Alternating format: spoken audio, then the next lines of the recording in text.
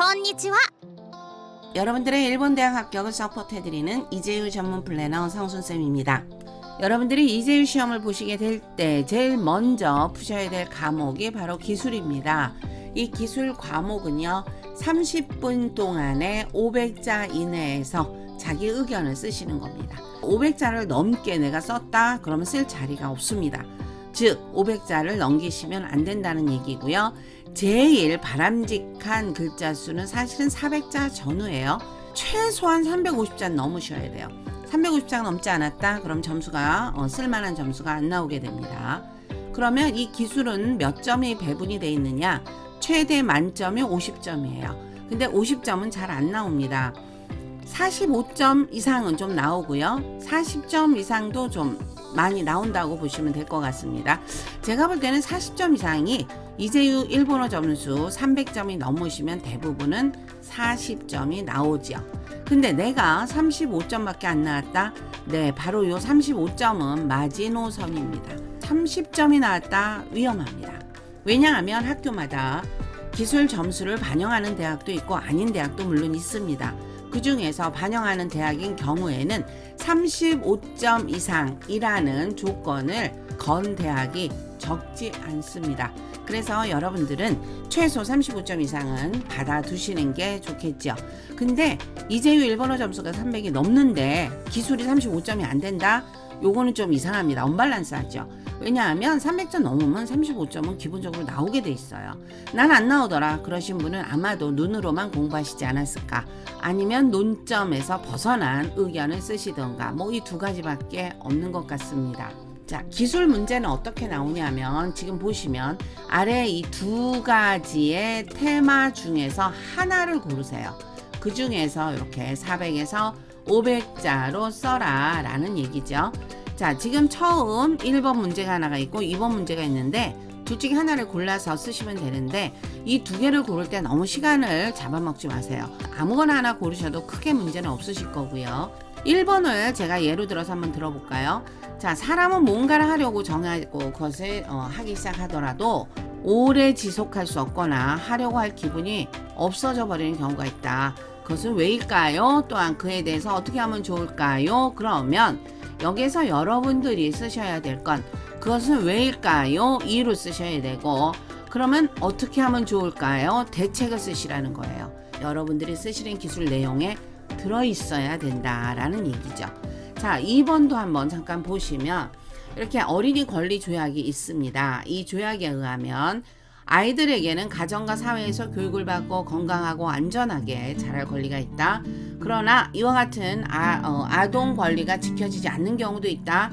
그것은 왜일까요? 똑같이 나왔죠. 이유를 쓰시고 그 다음에 그에 대해서 어떻게 하면 좋을까요? 역시 본인의 의견을 쓰셔야 됩니다.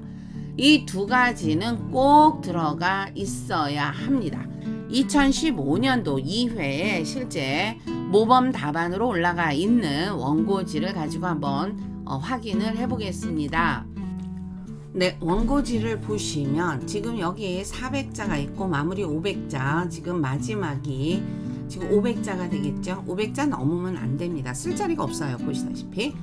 자, 근데 여기서 400자 표시가 되어 있는 이 부분을 보시면 이렇게 굵은 선으로 쳐 있습니다. 400자가.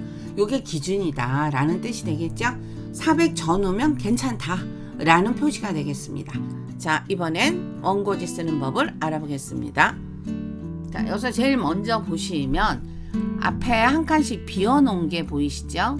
네, 이게 네문단이라는 뜻이에요. 하나, 둘, 셋, 넷. 네, 이 네문단에서 맨 처음 건 당연히 서론이겠죠. 도입부일 거고요. 자, 요거는 이제 부연 설명일 거고, 이거는 결론입니다. 여기서 보시면 4개의 문단으로 나뉘어 있습니다. 근데 4개 또는 3 또는 4개의 문단으로 나누시는 게 가장 좋습니다.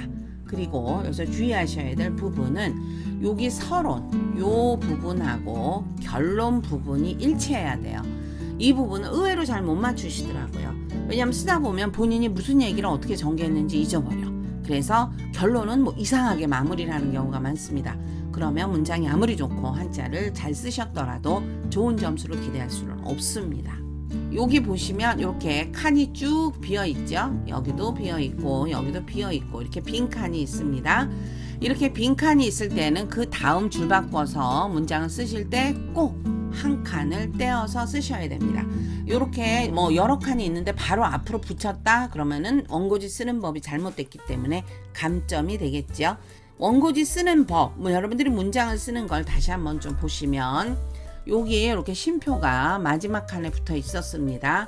그러나 여기에서 보시면 한 칸 안에 지금 쉼표가 같이 들어가 있습니다. 요 바깥에 쓴다거나 그러지 않고 같은 칸에 넣었습니다. 이거는 왜 그러냐면 원고지 쓰실 때에는 여기에서 이렇게 첫 칸에 이렇게 맞춤표 또는 첫 칸에 쉼표는 안 됩니다. 그 전에 문장 끝나는 데에서 한 칸에 넣어 주시든가, 만약에 이 문장이 끝났는데 쉼표가 아니라 내가 맞춤표로 해서 끝내고 싶어, 맞춤표를 쓰지 않으시면 문장이 끝나는 게 아닙니다. 내용이 끝나더라도. 그래서 여기에서 이렇게 같은 칸에 맞춤표 역시 같은 칸에 써 주셔야 됩니다.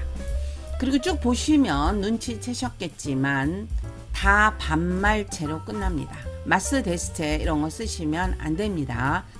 여러분들이 기술을 쓰실 때 제일 중요한 거는 뭐냐면 논리력이에요. 논리성, 논리적으로 전개가 돼야 됩니다. 그 내용이 옳고 그르고는 전혀 상관이 없습니다.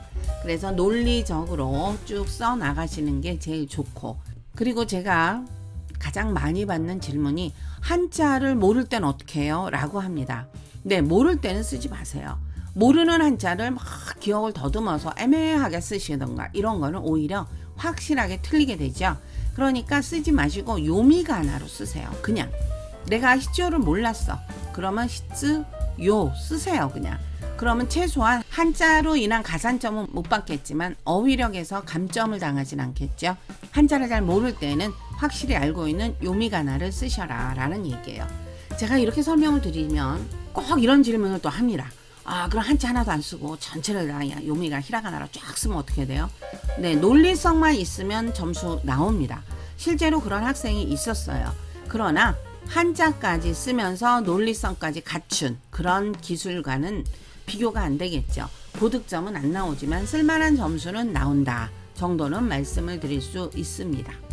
그리고 여러분들 이왕 나온 거니까 여기에서 보시면 여러분들이 꼭 쓰시다 보면은 이렇게 꺽쇠를 쓰시든가 따옴표를 쓰시든가 이런 부호를 자꾸 쓰시려고 합니다. 근데 쓰실 수 있죠. 만약에 굳이 쓴다 그러면 이런 걸 다 한 칸으로 쓰세요. 자, 내가 꺽쇠를 쓴다 그럼 한 칸, 그리고 여기다 뭐라고 쓰고 마무리 한 칸을 쓰시면 됩니다. 따옴표 역시 한 칸. 그리고 내가 영어를 만약에 스페링을 쓰고 싶다 그러면은 영어 스페링을 소문자다 그러면 한 칸에 2개씩 넣으시면 됩니다. 나는 약자 영어를 쓰고 싶다, 약자인 경우에는 한 칸에 하나씩 쓰시면 되죠. 네, 이 정도 아시면 아마 크게 문제는 없을 것 같지만 저는 개인적으로는 여러분들이 특히 500자 이내라는 기술 문제에서 이렇게 꺽쇠를 쓴다거나 원문에 없는 이런 영어를 들이대거나 이건 별로 바람직하지는 않은 것 같습니다. 제가 말씀드리는 거는 500자 내에 기술을 쓰는 거에서 필요한 최소한의 것들만 말씀을 드렸습니다. 자, 여러분들의 좋은 성적을 거두시길 바라면서 오늘은 여기서 마무리하겠습니다. 미나상 오츠카레사마 되시다. お疲れ様でした。